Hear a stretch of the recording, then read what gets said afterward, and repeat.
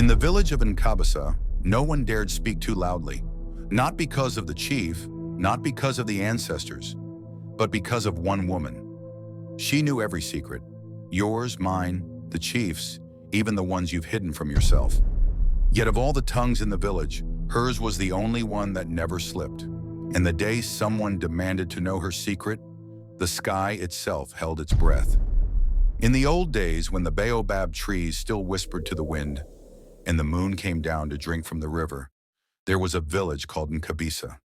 Nkabisa was peaceful, too peaceful, some would say, because everyone feared Mama Nyoni.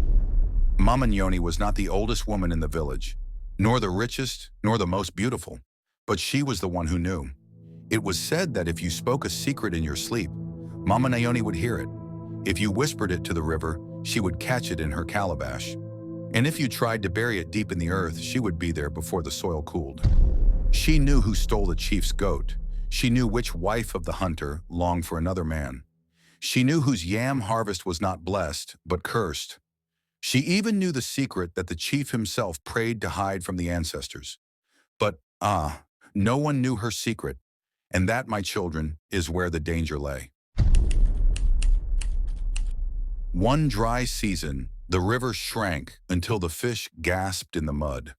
The people of Nkabisa gathered under the great baobab to ask for help. The chief said, "We will make offerings to the rain gods. We will dance for 7 nights, but no one must break the sacred law of silence during the ceremony." This sacred law was simple. For the 7 nights, no one must speak of another's faults or sins. If anyone did, the rains would vanish for 7 more years. The people agreed, but Mama Nyoni only smiled. A smile that was not warm, a smile like a spear with its tip hidden. On the 3rd night of the ceremony, while the drums throbbed and the fire painted the sky, Mama Nyoni leaned toward the blacksmith's wife and murmured, "Do you know why your husband goes to the river every moonless night?" The woman's eyes grew wide. She said nothing.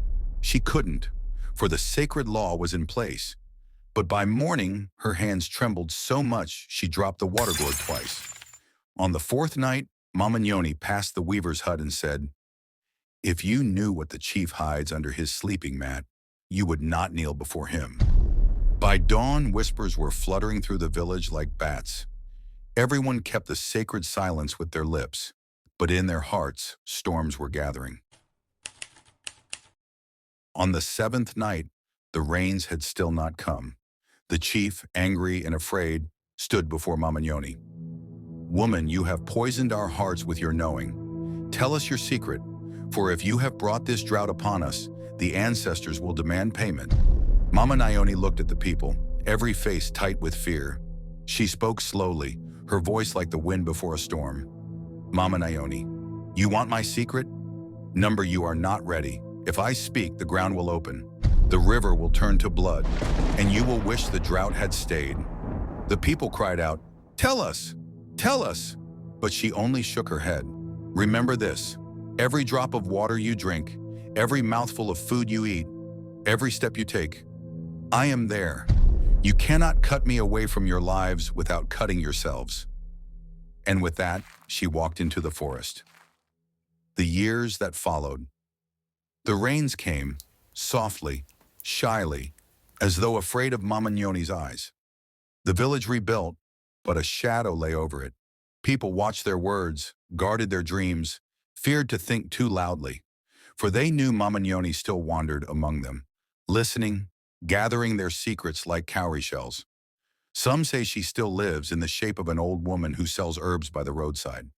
Others say she has become the wind itself, slipping into houses, curling around sleeping heads, carrying whispers to her hidden heart. But no one, no chief, no priest, no ancestor has ever learned her secret. And perhaps, my children, that is why the world still trembles when the night grows too quiet.